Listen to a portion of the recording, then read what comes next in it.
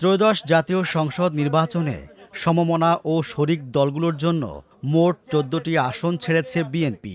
দলগুলো হলো কাজী জাফরের নেতৃত্বাধীন Jatiya party, national people's party NPP, Islami Oikyajote, গণ অধিকার পরিষদ সহ বেশ কয়েকটি দল।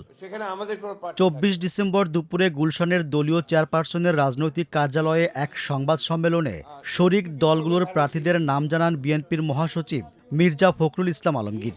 আসনগুলো হল বাংলাদেশের বিপ্লবী ওয়ার্কার্স পার্টির সাধারণ সম্পাদক সাইফুল হক ঢাকা ১২, নাগরিক ঐক্যের সভাপতি মাহমুদুর রহমান মান্না বগুড়া ২, গণ অধিকার পরিষদের সভাপতি নুরুল হক পটুয়াখালী ৩, দলটির সাধারণ সম্পাদক রাশেদ খানকে ঝিনাইদহ ৪ এবং গণসংহতি আন্দোলনের প্রধান সমন্বয়কারী জোনায়েদ সাকিব ব্রাহ্মণবাড়িয়া ৬ আসনে প্রার্থী হবেন।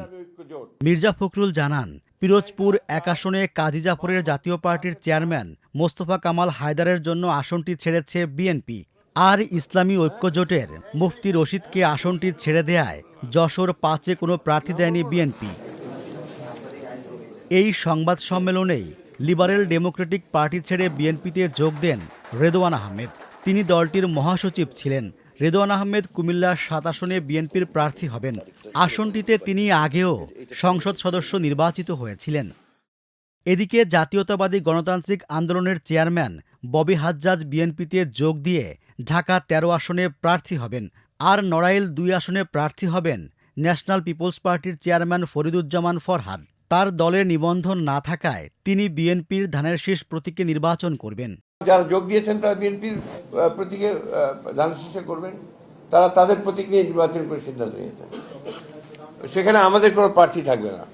আগামী ১২ ফেব্রুয়ারি অনুষ্ঠেয় জাতীয় সংসদ নির্বাচনের জন্য বিএনপি ২৭২টি আসনে দলীয় সম্ভাব্য প্রার্থীর নাম ঘোষণা করেছে। অন্য ২৮টি আসন থেকে সমঝোতার মাধ্যমে শরিকদের ছেড়ে দেওয়া হচ্ছে। এর মধ্যে ২৩ ডিসেম্বর জমিয়াতে উলামায়ে ইসলামকে ৪টি আসন ছেড়ে দেয় বিএনপি।